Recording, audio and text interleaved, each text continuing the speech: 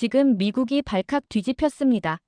미국 중서부에서 가장 유명한 미슐랭 레스토랑이 자신의 가게를 포기하고 한국식 술집으로 바꿨다는 소식이 전해졌기 때문인데요. 미국인이 와인 대신 소주를, 스테이크 대신 김치전을 팔기 시작했다니. 도대체 무슨 일이 벌어진 걸까요? 심지어 CNN 뉴스에서는 이 사건을 한국인들에게 미국이 배워야 할 때가 왔다라고 보도할 정도라고 합니다. 대체 무슨 일이 있었던 걸까요? 딱 1초만 구독과 좋아요로 여러분의 마음을 전달해 드리겠습니다. 샌프란시스코 금문교가 보이는 노스비치 지구, 무려 15해 동안 프렌치 요리의 자존심을 지켜온 르 미셸 레스토랑이 갑작스럽게 한식당으로 변신했다는 뉴스가 도시 전체를 휩쓸고 있습니다. 미국 최고의 미식 도시라 불리는 이곳에서 샴페인과 와인을 곁들이던 고급 레스토랑이 김치찌개와 불고기를 판매한다니 믿기 힘든 일이죠. 지역 방송은 물론이고 전국 네트워크인 CNN까지 미국이 이제 한국에서 배워야 할 때라는 헤드라인과 함께 이 충격적인 변화를 보도하고 있습니다. 금발머리에 파란 눈을 가진 셰프가 한국어로 손님들을 맞이한다는 소식에 직접 찾아왔습니다. 미슐랭 가이드에 소개될 정도로 유명했던 프렌치 레스토랑이 어째서 한식당으로 바뀌게 되었을까요? 현장 리포터의 질문에 사람들은 저마다 다른 반응을 보입니다. 동양인 관광객들은 호기심 어린 눈으로 줄을 서고 미국인들은 의아한 표정으로 메뉴판을 들여다봅니다.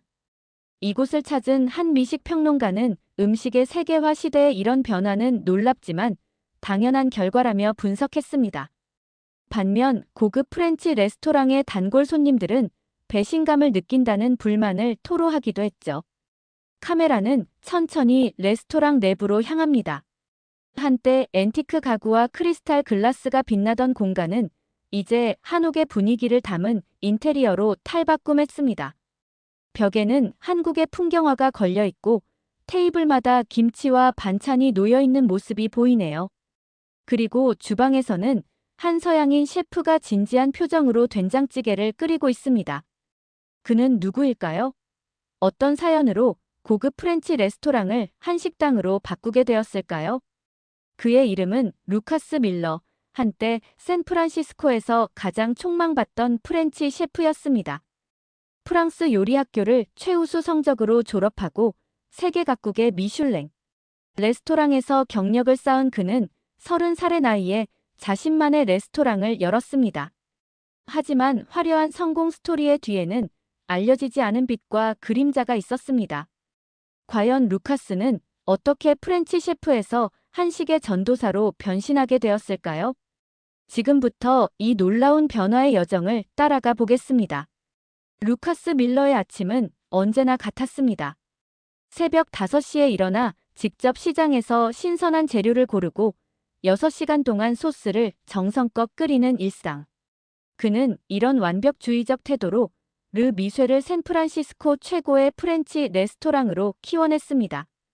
하지만 코로나 이후 레스토랑 앞에 늘어선 손님들의 행렬은 옛날 이야기가 되어버렸죠. 오늘 예약은 3팀뿐입니다. 셰프님. 매니저 제시카의 보고에 루카스는 깊은 한숨을 내쉬었습니다. 벽에 걸린 달력은 이미 수개월 동안 적자를 기록한 날들로 가득했고 냉장고 속 비싼 트러플과 푸아그라는 날이 갈수록 부담으로 다가왔습니다. 예전 같았으면 이틀 안에 동이날 와인들이 이제는 한 달이 지나도 그대로인 경우가 많았죠. 주변 레스토랑들은 다 어떻게 버티고 있는 거지? 루카스는 창밖으로 보이는 이탈리안 비스트로를 바라보았습니다. 그곳은 배달 서비스를 시작하고 메뉴를 간소화하면서 살아남고 있었습니다. 또 다른 스페인 레스토랑은 야외 테라스를 확장해 사회적 거리두기에 적응했고요. 하지만 루카스는 변화를 거부했습니다. 프렌치 요리는 정교함과 전통이 생명이야. 배달 음식처럼 포장해서 보낼 수 없어. 그의 고집은 직원들 사이에서도 불만으로 번져갔습니다. 어느 날 부셰프 마이클이 레시피 변경을 제안했을 때 루카스는 단호하게 거절했습니다. 전통적인 프렌치 요리는 영원하다고. 내가 15해 동안 지켜온 가치를 하루아침에 바꿀 순 없어. 하지만 현실은 냉혹했습니다. 은행에서는 대출 상환을 압박했고 임대료와 식재료비는 날이 갈수록 부담스러워졌죠. 결국 루카스는 가장 힘든 결정을 내려야 했습니다.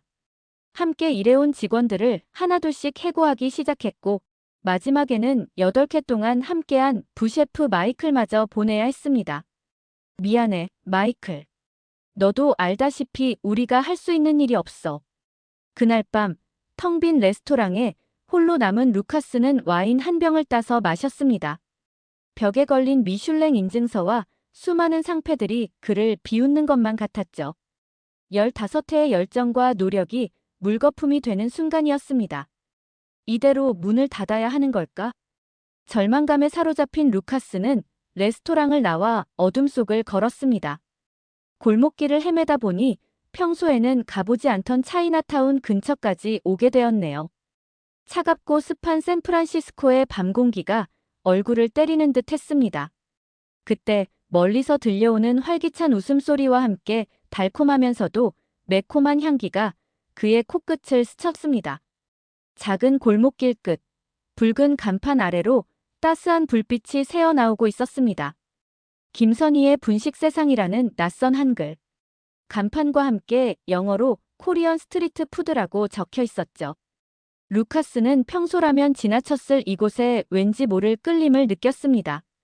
문을 열자 활기찬 분위기와 함께 낯선 향신료의 향기가 그를 반겼습니다. 어서 오세요. 혼자세요? 자리 있어요. 50대로 보이는 한국 여성 김선희가 루카스를 반갑게 맞이했습니다. 레스토랑은 작았지만 사람들로 북적였고 테이블마다 다양한 색깔의 음식들이 놓여 있었죠.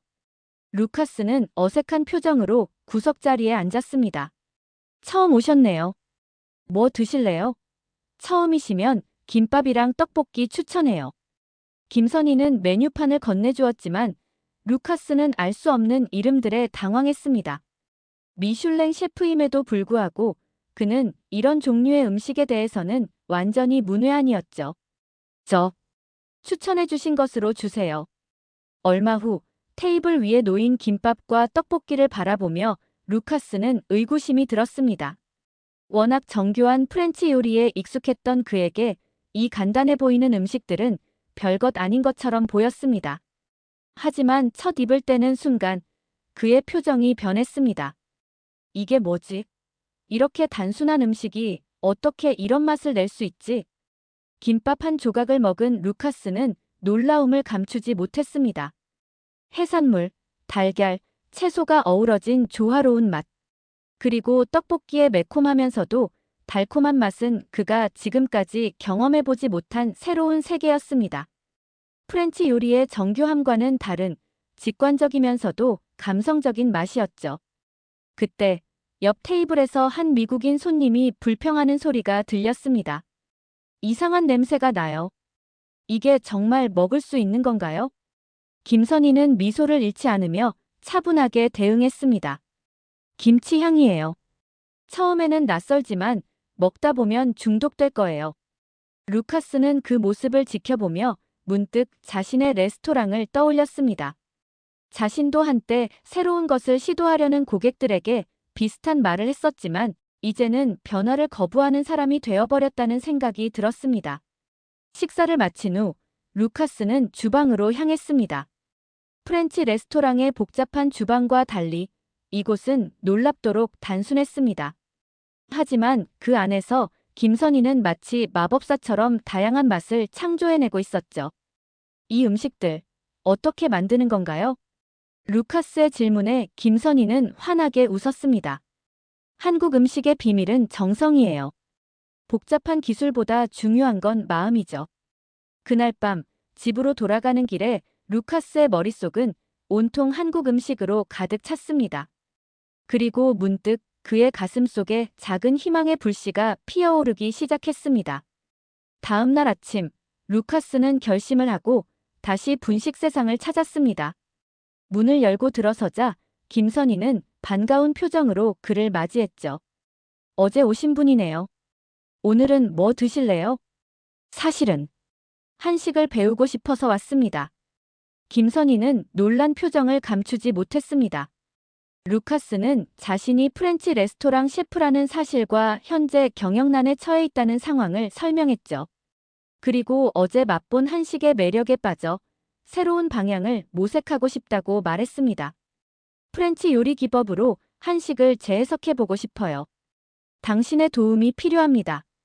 김선희는 잠시 생각에 잠겼다가 고개를 저었습니다. 한식은 단순히 음식이 아니에요. 정의 문화예요. 기술만으로는 그 맛을 낼 수 없어요.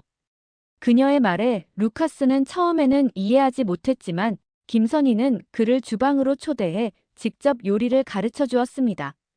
된장찌개를 끓이고 김치를 담그고 불고기를 양념하는 과정에서 루카스는 한식의 철학을 조금씩 이해하기 시작했죠. 프렌치 요리는 정확한 레시피와 기술이 중요하지만 한식은 손맛과 정성이 중요해요. 눈으로 보고 손으로 느끼며 배워야 합니다. 2주 동안 매일 아침 분식 세상에서 한식을 배운 루카스는 마침내 큰 결정을 내렸습니다. 르 미쉐를 코리안 비스트로로 변신시키기로 한 것입니다. 하지만 이 결정은 주변 사람들의 반발을 샀습니다. 불고기를 판다고? 미쳤어? 15해 동안 쌓아온 명성을 하루아침에 버리겠다는 거야? 투자자들은 분노했고 단골 손님들은 등을 돌렸습니다.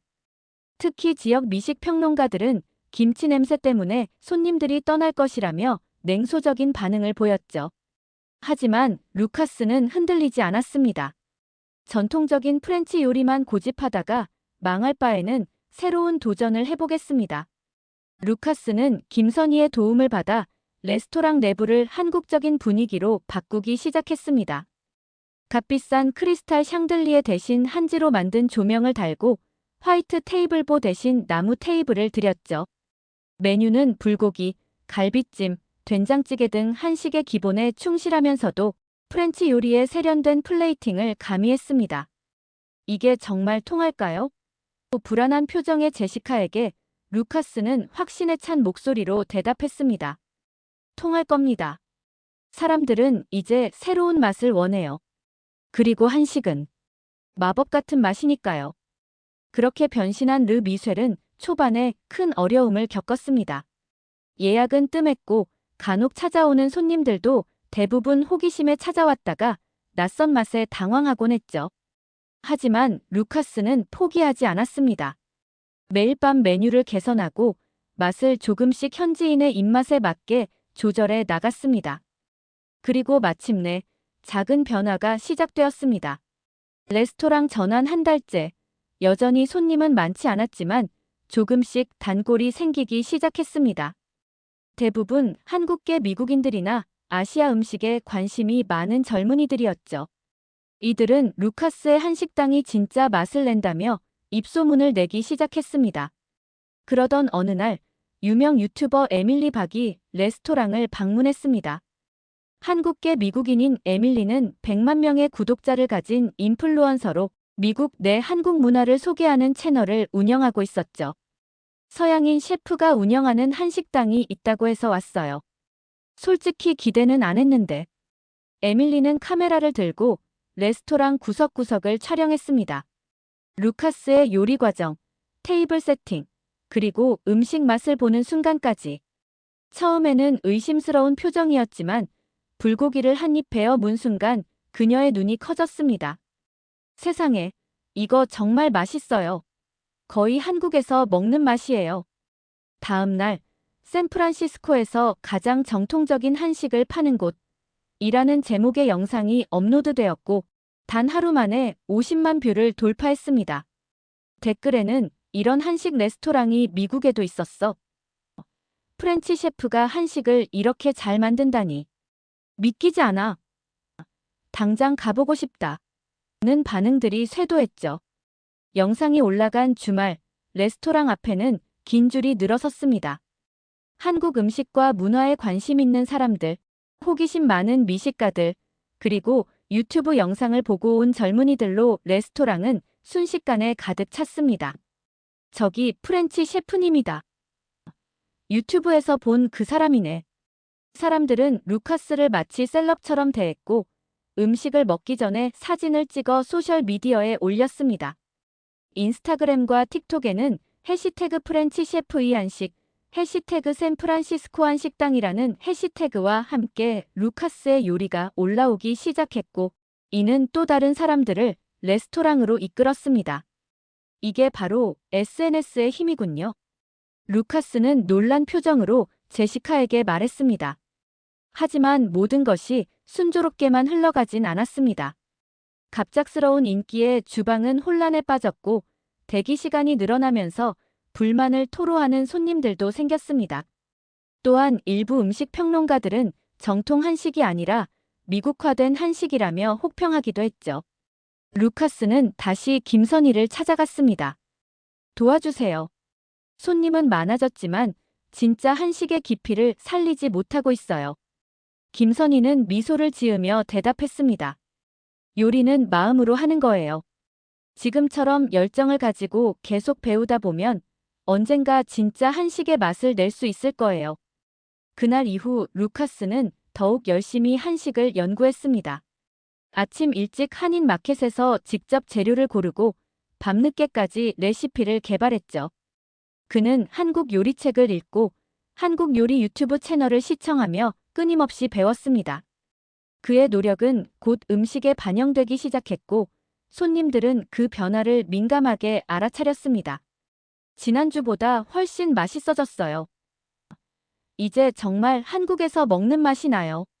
소셜미디어의 힘과 루카스의 끊임없는 노력으로 르 미쉐는 점점 샌프란시스코의 핫플레이스로 자리 잡아갔습니다. 하지만 그때 예상치 못한 위기가 찾아왔습니다. 성공의 기쁨도 잠시, 레스토랑에 연이은 난관이 찾아왔습니다. 어느 날 아침, 시 보건국에서 나온 공무원이 레스토랑을 방문했습니다. 된장과 김치 냄새에 대한 민원이 여러 건 접수됐습니다. 주변 상점들이 영업에 지장이 있다고 불평하고 있어요. 루카스는 당황했습니다. 그는 최신 환풍 시스템을 설치했음에도 한식 특유의 향이 완전히 차단되지 않았던 것입니다. 더군다나 주류 협회에서도 문제를 제기했습니다. 한식과 와인의 페어링이 부적절하다는 의견이 있습니다. 또한 테이블에서 직접 구워 먹는 불판 요리는 화재 위험이 있어 별도의 허가가 필요합니다. 이런 규제들은 루카스에게 큰 부담이었습니다. 환풍 시스템을 교체하고 불판 요리를 위한 안전장치를 설치하는데 많은 비용이 들었죠. 게다가 일부 손님들은 여전히 한식의 강한 향에 거부감을 표현했고 손님들 간의 작은 갈등도 발생했습니다. 이런 냄새가 나는 음식을 어떻게 먹을 수 있죠? 한 손님이 큰 소리로 불평했습니다. 그러자 다른 테이블에서 한 한국계 여성이 반박했습니다. 그건 수백 년 동안 이어져 온 우리 문화의 일부예요. 존중해주세요. 긴장된 분위기 속에서 루카스는 양쪽을 달래며 상황을 진정시켰지만 이런 갈등은 종종 반복되었습니다. 그리고 마침내 최악의 상황이 발생했습니다. 어느 저녁 불판에서 요리하던 중 작은 불씨가 커튼에 옮겨붙어 화재가 발생한 것입니다. 불이야. 모두 대피하세요. 다행히 인명피해는 없었지만 주방 일부가 심하게 훼손되었고 소방당국은 안전점검이 끝날 때까지 2주 동안 영업 중지 명령을 내렸습니다. 루카스는 절망에 빠졌습니다. 겨우 자리를 잡아가던 레스토랑이 다시 위기에 처한 것입니다. 그날 밤 레스토랑 앞에 서서 그을린 주방을 바라보던 루카스에게 뜻밖의 제안이 들어왔습니다. 지역 한인 커뮤니티에서 연락이 온 것입니다. 우리가 도울게요. 한식의 가치를 알리는 당신의 노력을 지지합니다. 놀랍게도 한인회에서는 자원봉사자들을 보내 복구 작업을 도왔고 크라우드 펀딩을 통해 장비 교체 비용을 마련했습니다. 그들의 도움으로 레스토랑은 예상보다 빨리 다시 문을 열 수 있었습니다.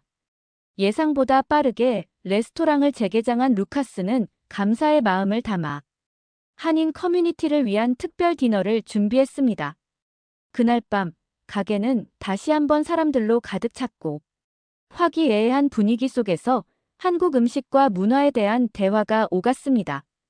파티가 끝날 무렵 뜻밖의 손님이 루카스를 찾아왔습니다. 안녕하세요, 루카스 셰프님. 저는 한국관광공사 미국 지사에서 온 박지원입니다. 그녀는 루카스에게 놀라운 제안을 했습니다. 한국관광공사에서 미국 내 한식 홍보를 위한 프로젝트를 진행 중인데 루카스처럼 한식을 전파하는 외국인 셰프를 한국에 초청하여 정통 한식을 체험하게 하는 프로그램을 계획 중이라는 것이었죠. 한국에 가서 직접 전통 한식을 배우고 그 경험을 바탕으로 더 많은 미국인들에게 한식의 진정한 가치를 알려주세요. 루카스는 잠시 망설였습니다. 레스토랑을 2주 동안 비우는 것은 부담스러웠지만 한식의 본고장에서 배울 수 있는 기회를 놓치고 싶지 않았습니다. 결국 그는 제시카와 김선희에게 레스토랑을 맡기고 한국행 비행기에 올랐습니다. 인천공항에 도착한 루카스를 맞이한 것은 예상치 못한 환대였습니다. 미국에서 한식을 전파하는 프렌치 셰프라는 소식이 한국 언론에 알려져 여러 방송국과 신문사 기자들이 그를 기다리고 있었습니다. 한국 음식의 어떤 점이 가장 매력적이었나요? 프렌치 요리와 한식의 가장 큰 차이점은 무엇인가요? 왜 한식당으로 전환하셨나요? 쏟아지는 질문에 루카스는 진심을 담아 대답했습니다. 한식은 맛의 복합성과 깊이가 놀랍습니다. 단순해 보이지만 그 안에는 수백 년의 지혜와 정성이 담겨 있죠. 저는 아직 배우는 중이지만 한식의 매력에 완전히 빠져들었습니다. 이후 루카스의 한국 여정은 눈코 뜰 새 없이 바쁘게 진행되었습니다. 서울 광장시장에서 다양한 길거리 음식을 맛보고 전주 한옥마을에서 비빔밥의 역사를 배웠으며 강원도 시골 마을에서는 김장 문화를 체험했습니다. 특히 전통 장 담그기 과정에서 그는 깊은 감명을 받았습니다. 우리는 장을 담글 때 날씨와 온도, 습도까지 고려합니다. 그리고 정성을 담아 매일 살피죠. 이건 단순한 조미료가 아니라 우리 삶의 일부입니다. 장인의 설명에 루카스는 고개를 끄덕였습니다. 프렌치 요리에서도 소스의 중요성은 강조되지만 이렇게 철학적이고 문화적인 의미를 담고 있지는 않았습니다.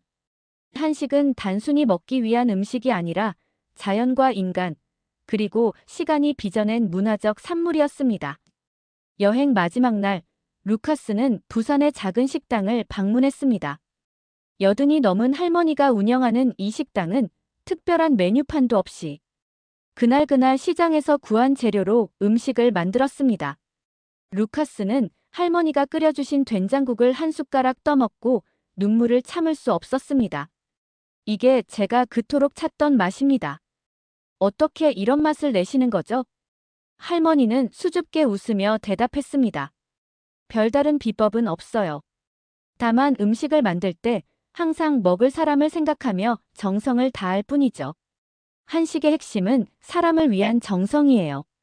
그 순간 루카스는 자신이 그동안 요리에서 잊고 있던 중요한 것을 깨달았습니다. 프렌치 요리의 정교한 기술과 섬세함에 집중하느라 누구를 위한 요리인가라는 근본적인 질문을 놓치고 있었던 것입니다. 한식은 그에게 요리의 본질을 다시 일깨워 주었습니다. 한국에서의 마지막 밤, 루카스는 호텔 창가에 서서 서울의 야경을 바라보았습니다. 2주 동안의 여정은 그에게 단순한 요리 기술 이상의 것을 가르쳐 주었습니다. 한식은 가족의 사랑, 자연에 대한 존중, 그리고 전통의 지혜가 어우러진 문화적 유산이었습니다. 그리고 이제 그는 그 가치를 미국에 전하는 전령사가 되기로 마음먹었습니다. 이제 진짜 시작이구나. 루카스는 가방을 꾸리며 생각했습니다. 한국에서 배운 모든 것을 샌프란시스코의 사람들과 나누고 싶었습니다. 그의 마음속에는 이제 새로운 비전이 자리 잡고 있었습니다. 샌프란시스코로 돌아온 루카스는 새로운 열정으로 가득 차 있었습니다. 그는 레스토랑의 크고 작은 변화를 시작했습니다. 우선 입구에 이곳은 단순한 한식당이 아니라 미국과 한국을 연결하는 공간입니다라는 문구를 걸었습니다. 메뉴도 전면 개편하여 각 음식의 역사와 문화적 배경을 자세히 설명했죠. 이 비빔밥은 농부들이 들에서 일하며 먹던 음식에서 시작되었습니다. 다양한 채소와 고기가 조화롭게 어우러지는 모습은 자연과 인간의 조화를 상징합니다. 루카스는 손님들에게 단순히 음식을 대접하는 것이 아니라 한국의 문화와 역사를 함께 나누었습니다. 그는 한 달에 한 번 한국 문화의 밤을 개최하여 한국 전통 음악 공연, 한국어 강좌, 김치 담그기 체험 등 다양한 이벤트를 진행했죠. 이러한 노력은 곧 결실을 맺기 시작했습니다. 루카스의 한식당은 단순한 레스토랑이 아닙니다. 이곳은 문화적 경험을 제공하는 공간입니다. 뉴욕타임즈의 음식 칼럼니스트는 이렇게 호평했고, 곧이어 CNN, 푸드네트워크 등 주요 미디어에서도 루카스의 레스토랑을 조명하기 시작했습니다. 루카스는 이러한 관심을 한식 알리기에 적극 활용했습니다. 텔레비전 요리 프로그램에 출연하여 한식 레시피를 소개하고 인터뷰에서는 항상 한식의 문화적 가치를 강조했죠. 한식은 단순한 맛 이상의 것을 제공합니다. 그것은 공동체 의식, 자연에 대한 존중, 그리고 사람을 위한 정성입니다. 레스토랑의 평일 예약은 한 달 전에 마감되었고 주말 예약은 2달 전부터 시작해야 할 정도로 인기를 끌었습니다. 루카스는 성공에 안주하지 않고 계속해서 새로운 시도를 했습니다. 지역 농부들과 계약하여 신선한 유기농 채소를 공급받고 한국의 전통 주방 도구를 들여와 더욱 정통 한식의 맛을 살렸습니다. 그러던 어느 날 뜻밖의 손님이 레스토랑을 찾아왔습니다. 바로 루카스의 옛 단골 손님들이었죠. 처음에는 냉소적인 태도로 음식을 주문했지만 한 입 먹고 난 후 그들의 표정은 달라졌습니다. 이게 정말 한국 음식이야? 생각보다 훨씬 맛있군. 그들 중 한 명인 투자가 마이클은 루카스에게 비즈니스 제안을 했습니다. 다른 도시에도 이런 레스토랑을 열면 어떨까? 나도 투자할 용의가 있어. 하지만 루카스는 고개를 저었습니다. 감사합니다만 저는 체인점을 만들고 싶지 않아요. 한식은 대량 생산될 수 없는 정성이 담긴 음식입니다. 저는 이 한 곳에서 최선을 다하고 싶습니다. 루카스의 레스토랑은 단순한 상업적 성공을 넘어 진정한 문화 교류의 장소가 되었습니다. 미국인들은 이곳에서 한국 문화를 경험하고 한국인들은 고향의 맛을 느꼈습니다. 특히 미국에서 자란 한국계 젊은이들에게 이곳은 자신의 뿌리를 재발견하는 공간이었습니다. 할머니가 해주시던 맛이 생각나요. 정말 감사합니다. 한 젊은 한국계 미국인 여성이 눈물을 글썽이며 루카스에게 말했을 때 그는 자신이 단순한 요리사 이상의 역할을 하고 있음을 깨달았습니다. 그는 문화의 다리를 놓는 사람이 되었던 것입니다. 레스토랑이 문을 연 지 1년이 되는 날, 루카스는 김선희를 특별 손님으로 초대했습니다. 그녀는 레스토랑을 둘러보며 감동의 눈물을 흘렸습니다. 제가 이런 큰일을 할 줄은 몰랐어요. 그저 맛있는 분식을 나누고 싶었을 뿐인데. 루카스는 김선희의 손을 꼭 잡았습니다. 당신이 아니었다면 이 모든 일이 불가능했을 거예요. 당신은 저에게 한식뿐만 아니라 진정한 요리의 의미를 가르쳐 주셨습니다. 두 사람은 레스토랑 한가운데 서서 건배를 했습니다. 그리고 그 주위로 직원들과 손님들, 한인 커뮤니티 사람들이 모여 함께 축하했습니다. 그것은 단순한 레스토랑의 성공 축하가 아니라 문화적 편견을 넘어 서로를 이해하고 존중하게 된 순간의 축하였습니다. 건배. 크리스털 잔 대신 전통 술잔을 든 루카스의 얼굴에는 행복한 미소가 번졌습니다. 그는 이제 진정한 의미의 음식 대사가 되었고 그의 레스토랑은 샌프란시스코에서 가장 특별한 장소가 되었습니다. 프렌치 셰프였던 그가 한식의 진정한 가치를 미국에 전파하는 전도사로 거듭난 것입니다. 레스토랑 창밖으로 샌프란시스코의 밤 풍경이 펼쳐졌습니다. 골든 게이트 브릿지의 불빛과 함께 이제 한식의 불빛도 이 도시에 밝게 빛나고 있었습니다. 그리고 그 중심에는 루카스 밀러가 있었습니다. 한국과 미국을 잇는 음식의 다리를 놓은 사람. 요리를 통해 두 문화의 아름다운 만남을 이끌어낸 셰프. 그의 이야기는 이제 막 시작되었습니다. 오늘 사연 어떠셨나요? 한국의 음식뿐만 아니라 문화와 감동이 섞인 이곳 한국 한식당은 정말 감동입니다. 여러분의 응원의 댓글과 사랑으로 사연을 전달하겠습니다. 끝까지 시청해주셔서 감사합니다.